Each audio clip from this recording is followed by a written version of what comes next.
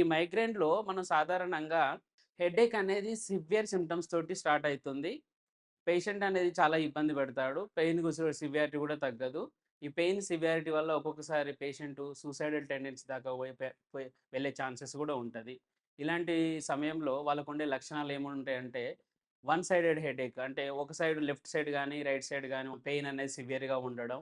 తర్వాత పెయిన్ అనేది మంటలాగా ఉండడము. తర్వాత ఒక రకమైన సెన్సేషన్ అనేది పెయిన్‌లో డిఫరెంట్ రకాలుగా ఉండడం అనేది జరుగుతది. దీంతో పాటు కంటిన్యూగా ఉండేది నాసియా సెన్సేషను, తర్వాత వామిటింగ్ వచ్చే సెన్సేషన్ అంటాం దాన్నే. తర్వాత వామిటింగ్ కావడము, వామిటింగ్ వచ్చిన తర్వాత హెడేక్ తగ్గడం, ఇట్లాంటి లక్షణాలు సాధారణంగా చూస్తుంటాము. ఇలాంటి లక్షణాలను తీసుకొని మనము ట్రీట్మెంట్ ఇస్తే హోమియోపతిలో బెస్ట్ చాయిస్ ఆఫ్ ట్రీట్మెంట్ ఉంటది.